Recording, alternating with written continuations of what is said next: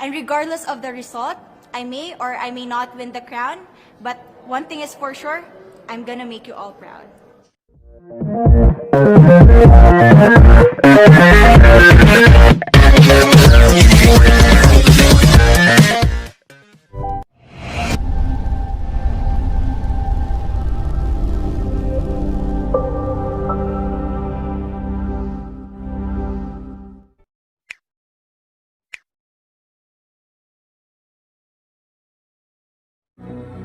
The new Miss Universe is...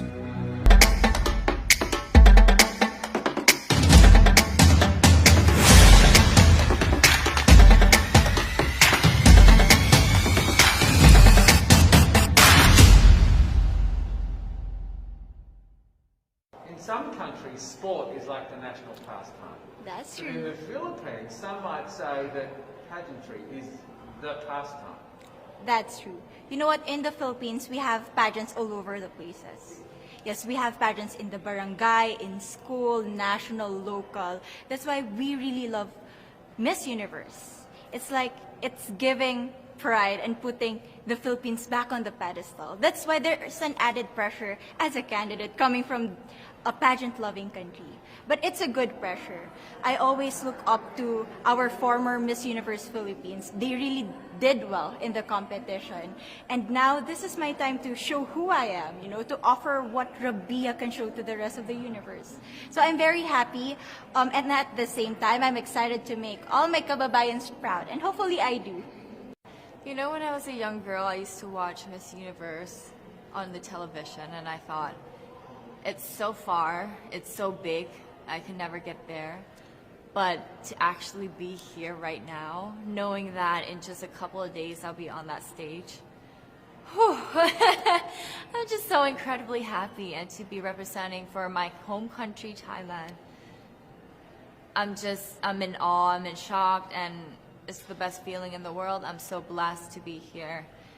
And I cannot wait to be on that stage and really perform and make my country proud. Why do you think it is that the Philippines love pageants? They have appreciation for beauty.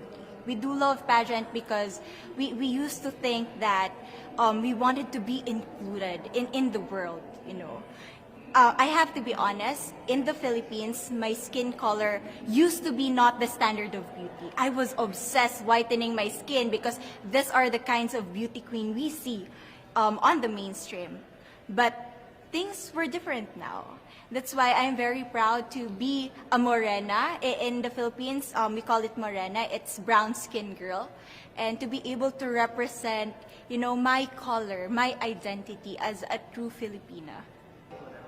Well, first of all, congratulations. How does it feel to be here? Thank you. It feels amazing. I cannot believe that I'm here. With the COVID situation, I'm so glad that we're all here and that there's so many girls that are able to be a part of this competition. And what it makes me realize is that the world isn't that big. When you see all the girls in the auditorium together from different countries, and everyone is so nice and so lovely, they're so warm.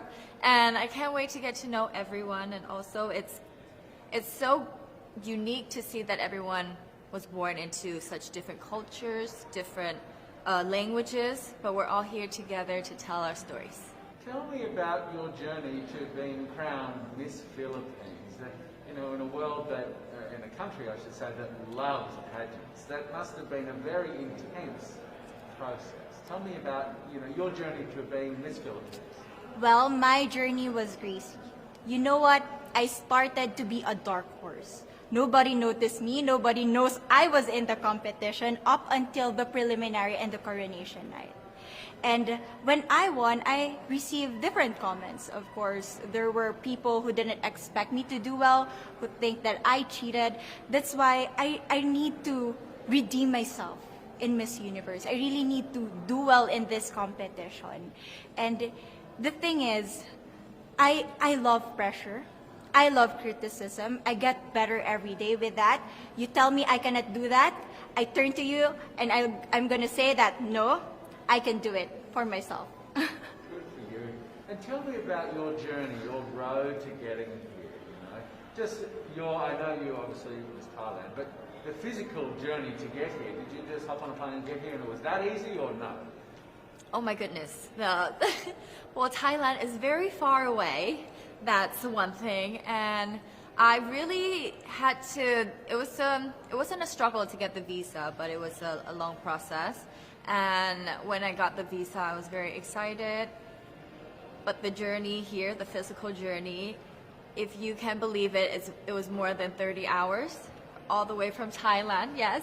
So I had to make a stop at Istanbul, and the layover was 8 hours there. Oh my goodness. But it was so amazing. I'm so blessed that some of my teams were able to come with me as well, my national directors. So they were there to keep me company, making sure that I'm okay, and, you know, giving all the support. So how does it feel then to be on the global stage? How do you feel to be here in this moment, right now?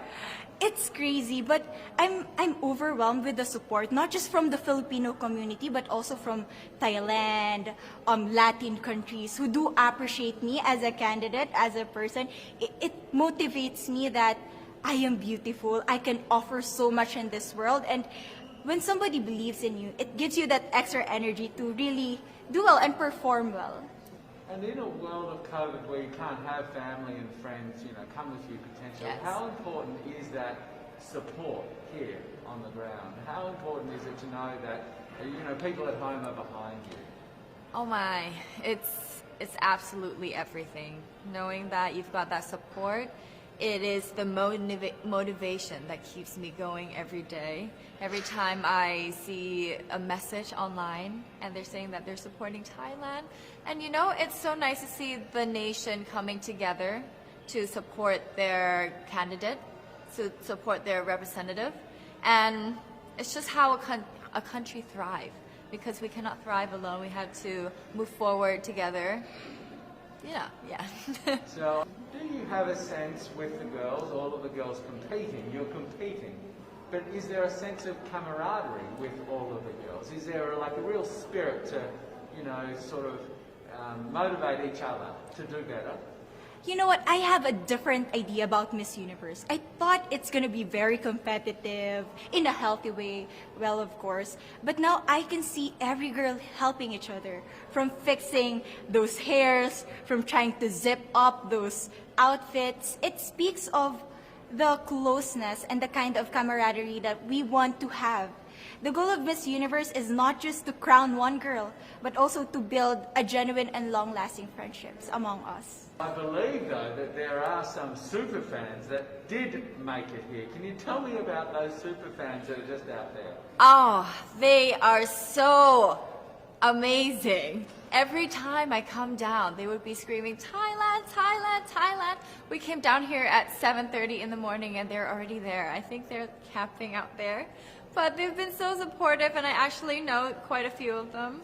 Some of them are big YouTubers in Thailand and flew all the way here just for the competition. But you know, pageantry is so big in my home country, and it's almost like a national sport. So the whole country gets behind it. They're very supportive, you know, and they're just right behind you. And I just want to say thank you to them for being here. I know that not a lot of people were able to be here, but I want to say thank you, because every time I walk down and I hear Thailand, it makes me smile. It puts a smile on my face, and it makes me want to make my day better. I want to go better, and I want to go in with 100% to do whatever it takes. Wonderful. Would you say within the Miss Universe world, the contestants, is there a sisterhood? Are you sisters?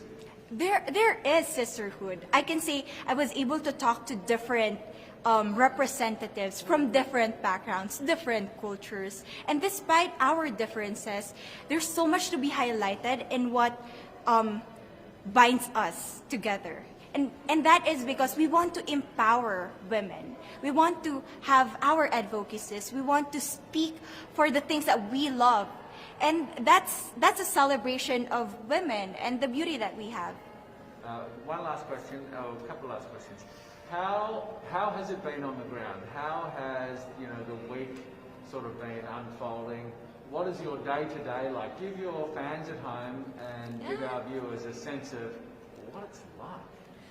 What is it like here? It is incredible. It's an incredible journey to have been able to meet all of the girls, because you know, when you know of each other online and you've been messaging, you're on WhatsApp, there's a WhatsApp group, you've been talking, but then to actually come here and meet them in reality, it's just a whole different feeling.